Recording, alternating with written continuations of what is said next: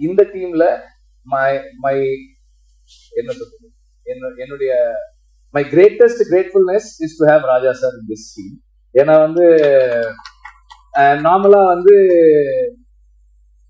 Music நான் ஜிவியோட work பண்ணியிருக்கேன், சந்தோஷோட work பண்ணியிருக்கேன். சந்தோஷ் ஒரு மாதிரி ஒர்க் பண்ணுவாரு, ஜிவி ஒரு மாதிரி ஒர்க் பண்ணுவாரு. ராஜா சார் வந்து சரி வெற்றிமாறன், நீங்க வந்து நாளைக்கு காலையில 9 o'clock வந்துருங்க. நான் 9:10 போனேன்னா ஒரு இந்தாங்க இது கேளுங்க, 4 டியூன் ஆல்ரெடி பண்ணிட்டு இருக்கோம். அந்த 10 minutes 4 டியூன் ரெடி பண்ணி வச்சிருப்பாரு அவரு. And is very punctual, which is என்ன சொல்றது, எனக்கு அவ்வளவு கன்வீனியன்ட் கிடையாது, அது கொஞ்சம் இன்கன்வீனியன்ட் எனக்கு. ஆனா இன்னைக்கு காலையில 9 o'clock வரேங்க, 9:25 கால் பண்றாரு, என்ன வெற்றிமாறன் என்ன இன்னும் வரல, சார் வந்துட்டே இருக்கு சார் அப்படின்னு அவசர அவசரமா போனேன்.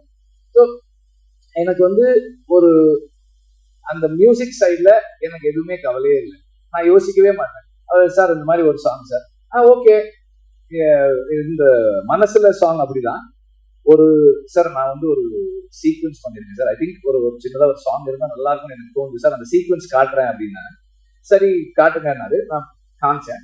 அதுல இந்த ப்ரொட்டாகனிஸ்ட் வந்து அந்த ஃபீமேல் ப்ரொட்டாகனிஸ்ட் லீட் கிட்ட ப்ரொட்டாகனிஸ்ட் அவன் பேசிட்டு இருக்கான். பேசும்போது எனக்கு இந்த இடத்துல பேசலாமான்னு தெரியல, ஆனா பேசாம இருந்தா ஒரு மாதிரி இருக்கு, ஒரு மாதிரி அன்கம்ஃபர்டபுளா இருக்கு அப்படின்னு சொல்லி அவன் சொல்லுவான்.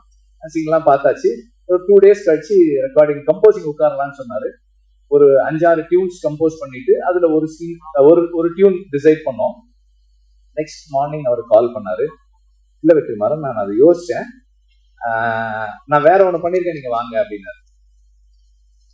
ஆக்சுவலா நான் அவருக்கு காமிச்சேன், எனக்கு அந்த சீன் மறந்துடுச்சு. இவரு டியூன் பண்ணிட்டு லிரிக் எழுதிட்டாரு, மனசுல ஒரு மாதிரி இருக்கு அப்படின்னு, ஒரு மாதிரியா இருக்கு, நல்லா இருக்கு சார். அப்போ சொன்னாரு, அந்த சீன்ல அவன் சொல்றான்ல அதனாலதான் அது அப்படின்றாரு.